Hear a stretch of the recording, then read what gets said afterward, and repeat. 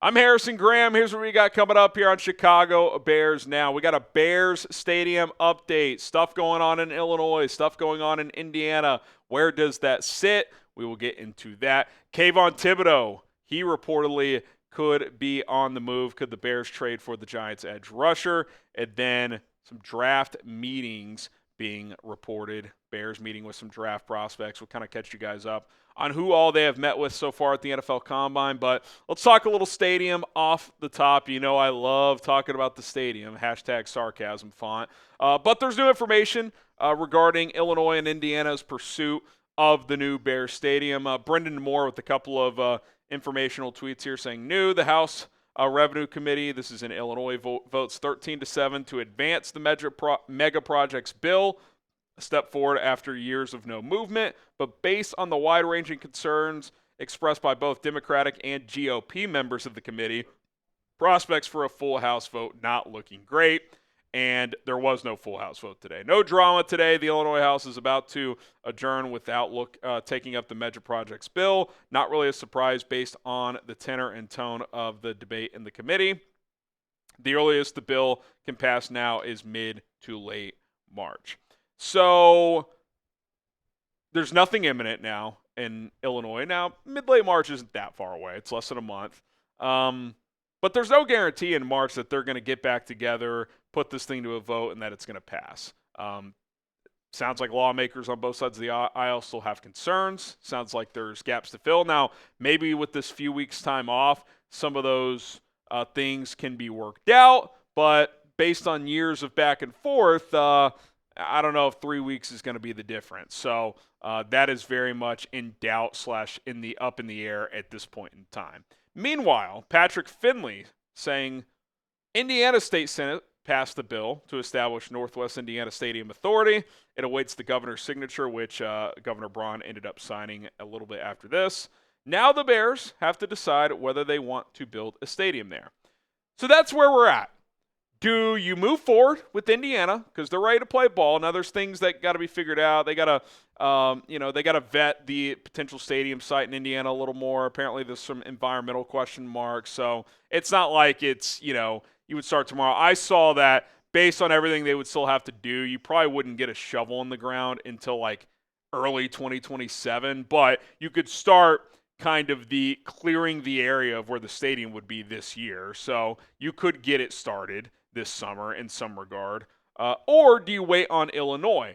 The one thing about still waiting on Illinois is the land is cleared. It's ready to go. So if it got signed off on in March, you could probably have a shovel in the ground in the summer and start a 3-year stadium build.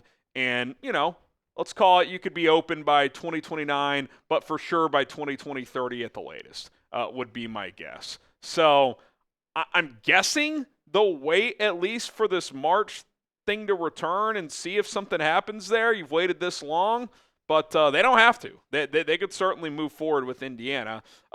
Chris Emma tweeting this out. Bears released a statement after HB 910 passed in the Illinois House Revenue and Finance Committee.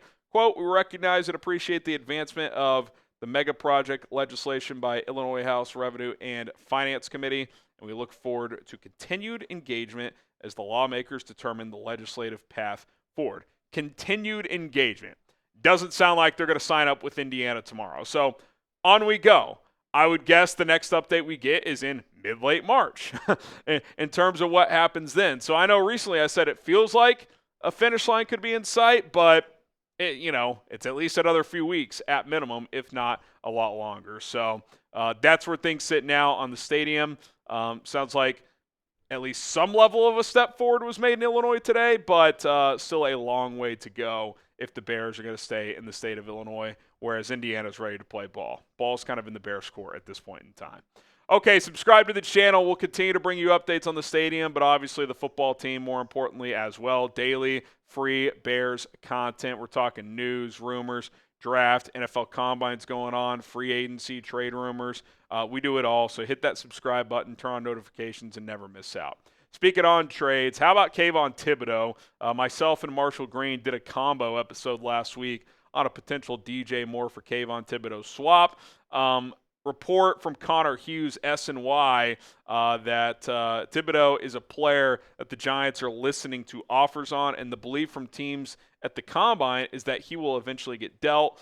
He says, I do not get the same sentiment on Dexter Lawrence. The staff loves him and wants him. So sounds like Kayvon Thibodeaux is a player that could be had, whereas defensive tackle Dexter Lawrence is unlikely to be available. And, Thibodeaux, who myself and Marshall broke down extensively, I think he's a textbook good, not great player.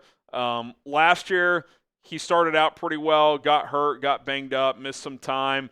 He's never been a super high pressure win rate guy. He's kind of middle of the pack there. The sacks have kind of come and gone.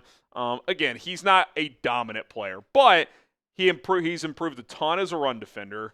You look at that progression that he's made the last couple of years there.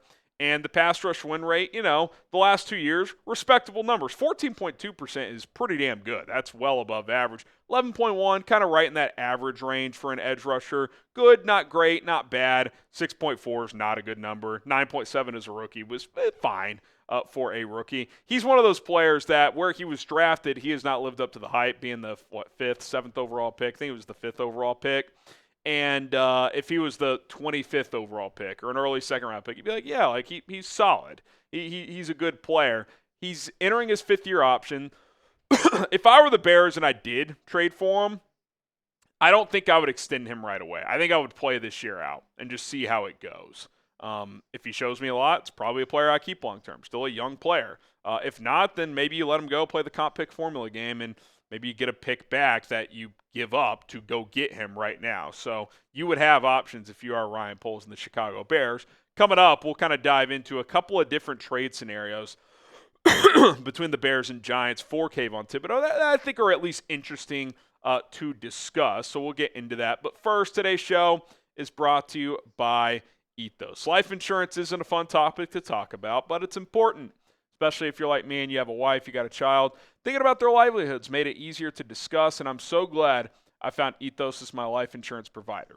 I carry a lot of responsibility at home, and if something happened to me, there's real consequences like mortgage payments, tuition, and everyday bills. Those things don't just disappear.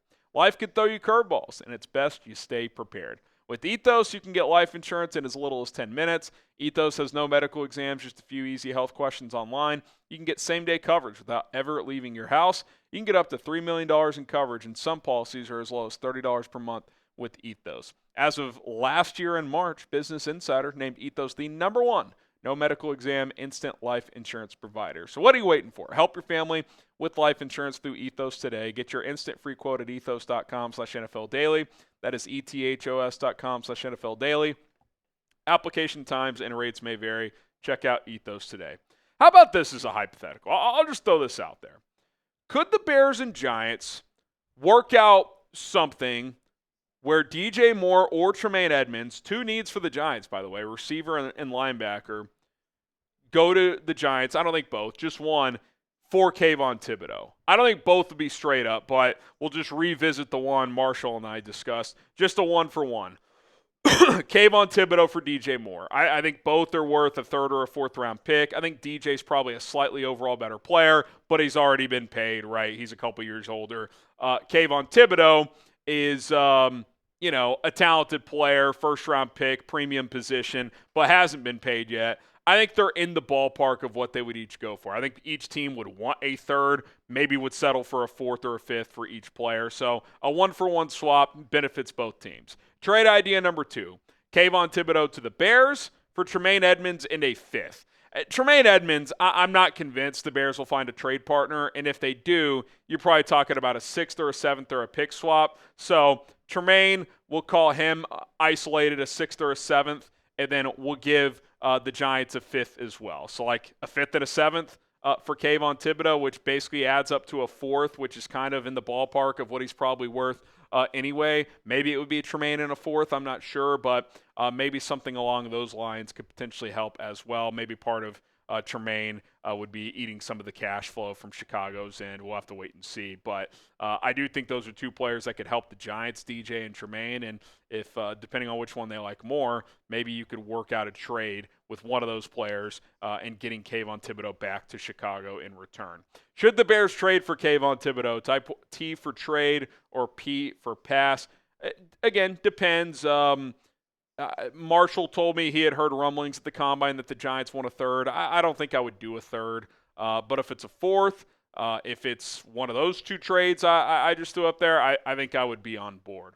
Okay, talk a little draft now. It is Combine week. Daniel Jeremiah spoke to the media for about 20-25 minutes. Our Chat Sports team was able to capture that press conference, took a ton of questions on a ton of different teams, and kind of weighed in on where the Bears roster sits and how he would attack this offseason. I'd be excited if I was Chicago, because most times you know, your team in the past that's had some struggles, you come in here and you're like, well, gosh, we hope we got the right coach. We hope our quarterback's going to pan out, or we're looking for a quarterback. So having those pillars taken care of, this is the easy part. You know, find safeties who can run and cover. You know, you're going to be able to find those every draft in the second, third, fourth round. There's going to be options for you of guys who can come in and play and contribute. They've got the pillars in place. The offensive line's in a pretty good spot right now. So getting some edge rushers and some dynamic edge rushers, this is a good draft to do that. And if you're looking at the safety position, day two, even into the fourth round, there's good players. Yeah, some interesting comments there from DJ. He mentions the safety position. I do think it's a deep group. Colin and I have talked about the safety position. You've kind of got your elite. You got your elite talent in Caleb Downs. Your other couple of round one options, Emmanuel McNeil-Warren, who we'll talk about in a sec. Dylan Thieneman, you get to day two with guys like Zakee Wheatley, Kamari Ramsey in there as well. Is there a couple other guys? A.J. Halsey out of LSU is the other one. And then that next tier is like Bud Clark. You got Michael Taff out of Texas. So, there's kind of different buckets where you could find a safety that can either for sure be a bona fide starter or at least compete for a starting role as a rookie. I still think that path, along with signing a vet, whether that's bringing back Kevin Byard, Jaquan Brisker, or someone else in free agency, that's probably how you're going to combo that position this offseason, which would be my guess. Speaking of the Combine and the draft, as of now, ones that have been reported on and confirmed, 14 draft meetings in Indianapolis. 4 edge rushers, Akheem Mesidor, TJ Parker, Zion Young, and Cassius Howell. You got 3 defensive tackles, couple of linebackers here. Kayden McDonald out of Ohio State, Georgia's Christen Miller, Dontay Corleone, the Godfather, out of Cincinnati. Couple of linebackers there. Jacob Rodriguez, who I think is going to be like everyone's fan favorite this year. And then Anthony Hill out of Texas. And then you got Emmanuel McNeil-Warren, the safety out of Toledo, who I really like. I'm not saying he's Nick Eamon-Warren, but he's the closest thing I've seen to that in this draft. He's not as big as Eamon-Warren. I do want to see how he tests, but versatile safety. I think he could play both safety spots, be a big nickel as well, willing tackler. I like what he brings to the table. And then 4 corners, more like middle, later round guys. And I do think the Bears could be a sneaky, let's add a depth corner piece here, a guy we can develop. Keionte Scott, Julian Neal, Devin Moore, and Tacario Davis. 4 guys that are in there as well. So 14 reported Combine meetings. I'm sure there's been a lot others that didn't get picked up. And obviously we haven't heard from all position groups yet as receivers talk tomorrow, running backs as well. So stay tuned for that. Appreciate everybody for tuning in to Chicago Bears Now. My name is Harrison Graham. If you haven't already, hit that subscribe button and stay tuned for more Bears content. Bear down.